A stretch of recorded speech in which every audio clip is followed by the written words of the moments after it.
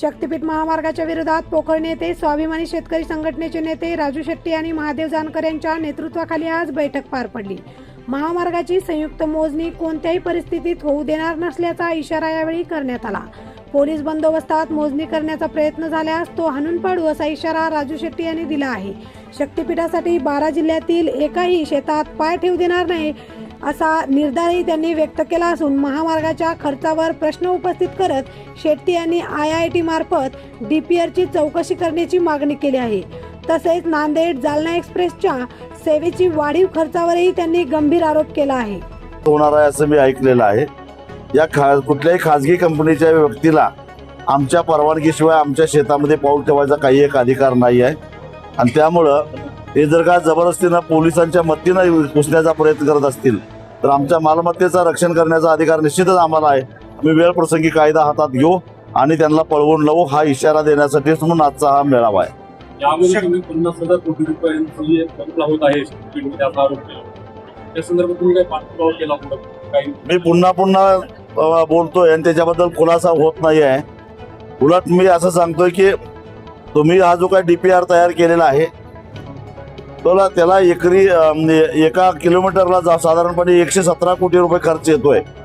तो खर्च कसा ग्राह्य आहे, कसा बरोबर आहे हे IIT पवई, IIT रोडकी किंवा इंडियन रोड काउन्सिल यांच्याकडून तपासून घ्या आणि आमचं तोंड बंद करा। पण ते कधी करत नाहीत, कारण ते सांगतात त्या पद्धतीनं त्यांचा तो खर्च असतो। नुकताच आता जालना नांदेड एक्सप्रेस वे यासाठी भूसंपादन झालेलं आहे आणि लगेच 35% त्याची किंमत वाढवलेली आहे आणि हे जे काही काम घेणारे सगळे गुजराती लोक आहेत त्यांच्यासाठी 35% वाढवले। म्हणजे तो रस्ता सुद्धा आता साधारणपणे 1 किलोमीटरला 200 कोटी रुपये पडायला लागलेला आहे। अरे लुटा, किती लुटताय महाराष्ट्राला? आणि या अशा पद्धतीनं बाहेरच्या लोकांनी यायचं लुटायचं, कारण शेवटी टोल महाराष्ट्रातला माणूस भरणार आहे। यातला 1 रुपया सुद्धा सरकारच्या तिजोरीतला जाणार नाही। हा सगळा पैसा हा टोल भरणाऱ्यांच्या खिशातून जाणार आहे आणि आमदार, खासदार, मंत्री, न्यायाधीश, कलेक्टर, पोलीस यांना टोल नाही आहे।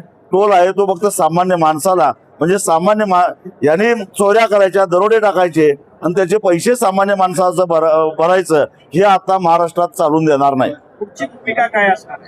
एकालाही शेतामध्ये पाऊल ठेवून देणार नाही। 12च्या 12 जिल्ह्यामधल्या शेतकऱ्यांनी असा निर्धार केलेला आहे। वारंवार विरोध केल्यानंतर ही राज्य सरकार कुठेतरी याच्याकडे सिरियसली बघत नाहीये, तर ह्याच्यासाठी कारण त्यांना 50,000 कोटीचा लोण्याचा गोळा खायचा आहे, त्यामुळे ते प्रयत्न करणारच। पण तो लोण्याचा गोळा त्यांच्या घशात जाणार नाही, त्यांच्या घशात शेतकऱ्यांच्या शेतातल्या बोरीचे काटे जातील। राज्यव्यापी आंदोलन काही होणार आहे का? आम्ही आता आमच्या शेतामध्ये राहूनच आंदोलन करणार आहोत, कारण ते आम्ही 2 वेळा आझाद मैदानावर गेलो। मुख्यमंत्री म्हणाले तुमच्यापेक्षा जास्त माणसं आम्ही आणू शकतो, तुमच्याकडे बहादुरी आणि माणसं भरपूर असतील, परंतु तुमच्यात काय दम असेल, हिंमत असेल तर आमच्या शेतात पाऊल टाकून दाखवा। शक्तीपीठ महामार्ग रद्द करा याच भूमिकेवर तुम्ही काम आहात? हो, एकदम काम आहे आणि आम्हाला शक्तीपीठ महामार्ग नको आहे, गरज नसलेला आहे, त्याला समांतर रस्ता आहे। मी आज सकाळी जयसिंगपूरहून परभणीला अवघ्या 7 तासात पोहोचलो आणि मग 5 तासात पोहोचलो। जवळजवळ 550 किलोमीटर अंतर आहे। मग ह्याच्यापेक्षा वेगवान रस्त्याची गरजच काय? आणि या रस्त्याला समांतरच शक्तीपीठ महामार्ग आहे। आज परभणीमध्ये इन्व्हेस्ट इन परभणी असा कार्यक्रम पालकमंत्री मेघना बोर्डीकर यांच्यातर्फे घेण्यात येत आहे। त्याच्यामध्ये शेतकऱ्यांच्या भल्यासाठी इन्व्हेस्टमेंट परभणीमध्ये यावी असे CM हे शेतकऱ्यांच्या भल्यासाठी नाही आहे, कमिशनसाठी आहे आणि यांचं सगळं स्वरूप उघड झालेलं आहे आणि वेळोवेळी सगळं आम्ही अगदी आकडेवारी निश्चित बाहेर काढू।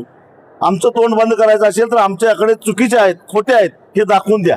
CM देवेंद्र फडणवीस सुद्धा आवाहन केले की परभणीमध्ये शेतकऱ्यांच्या हितासाठी इन्व्हेस्ट करा। पालकमंत्री परभणी जिल्ह्यामध्ये शेतकऱ्यांचं हितच करायचं असेल तर परभणीच्या शेतकऱ्याच्या सोयाबीनला भाव द्या आणि तो भाव मिळवायचा असेल तर पहिल्यांदा अमेरिकेबरोबरचा करार रद्द करा आणि किंवा करू नका जो मुक्त व्यापाराचा करार आहे तो। परभणीच्या शेतकऱ्याच्या कापसाला भाव द्या, परभणी जर्मनीपेक्षाही श्रीमंत होईल।